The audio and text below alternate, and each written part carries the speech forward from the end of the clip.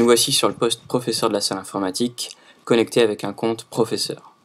Vous remarquez sur le bureau un raccourci vers un programme appelé Italk. Alors Italk, comme on va le voir, est un logiciel qui permet de gérer de différentes façons les écrans des postes élèves.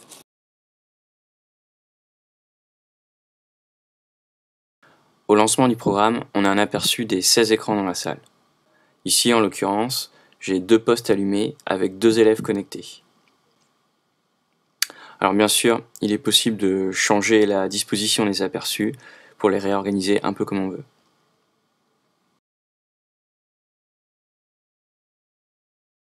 Situé dans la pièce où sont les écrans qu'on visualise avec Italk, voici le plan de la salle avec les numéros des postes.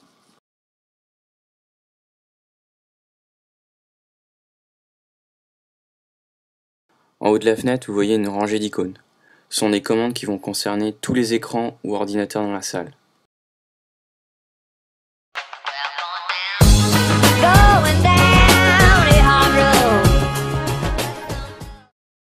Verrouiller les écrans est très efficace pour obtenir l'attention de tout le monde.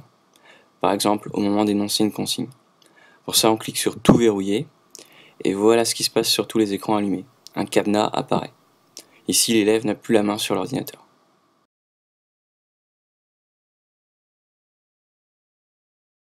Pour déverrouiller tous les écrans, on clique sur le même bouton qui maintenant s'appelle Tout déverrouiller, ou encore sur le bouton Aperçu.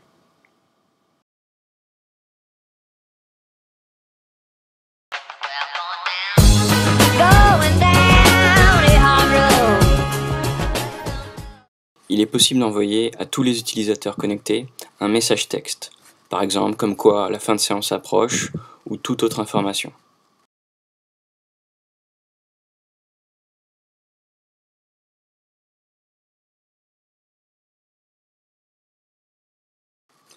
Le message apparaîtra au centre de l'écran et il restera tant que l'élève n'aura pas cliqué sur OK.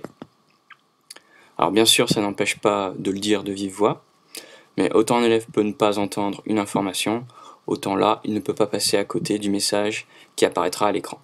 Reste à le lire.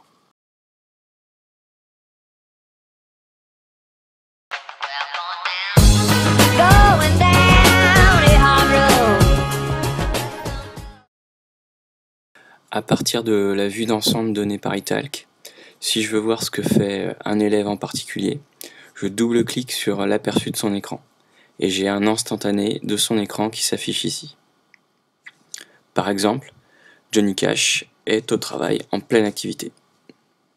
De cette manière, rapidement, je peux voir d'un écran à l'autre comment ça se passe pour ensuite aider si besoin ou orienter différemment l'élève. Petite remarque, entre le moment où l'élève effectue une modification sur son écran et le moment où cette modification se répercute dans l'aperçu donné par Italk, il peut se passer un certain laps de temps. Le rafraîchissement de l'aperçu n'est pas toujours immédiat.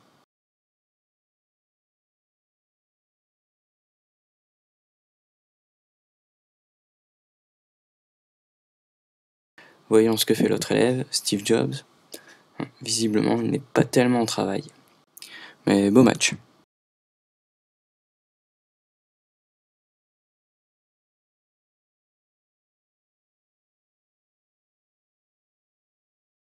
Un clic droit sur un aperçu permet de réaliser des actions valables juste pour cet écran. Ici, dans le menu contextuel, on retrouve les actions envoyer un message, verrouiller l'écran, qui concerneront donc juste cet utilisateur.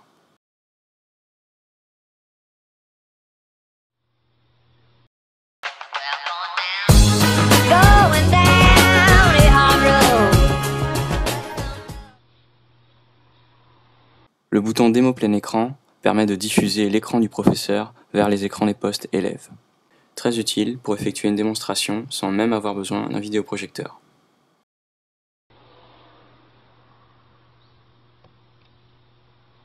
Le temps de déporter l'affichage du poste professeur, un écran noir apparaît sur les postes élèves. Cela peut durer d'1 à 30 secondes. Savoir être patient à ce moment-là. Voilà, la relation est établie. Mon écran s'affiche sur les 2 postes élèves allumés. Je réduis la fenêtre d'Italk, surtout je ne ferme pas cette fenêtre, sinon la connexion s'interrompt. et je peux commencer à montrer aux élèves ce que j'avais prévu.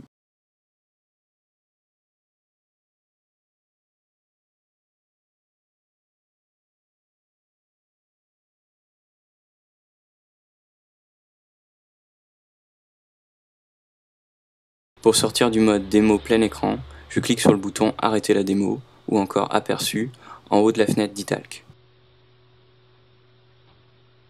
Si un ou une élève réalise quelque chose de pertinent, d'intéressant, il est également possible de diffuser l'écran de cet élève vers les autres postes élèves. Pour cela, dans Italk, un clic droit sur l'aperçu de l'écran de cet élève et je choisis Démo plein écran dans le menu contextuel.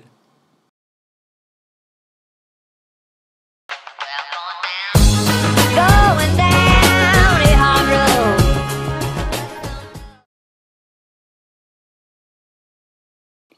En fin de journée, si un élève oublie d'éteindre son poste, il est toujours possible d'éteindre à distance ce poste et tous les postes élèves encore allumés, ce qui peut être assez pratique.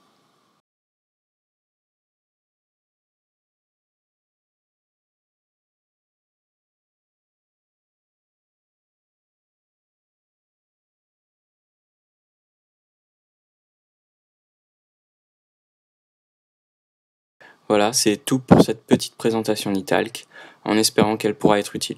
Merci de l'avoir suivi.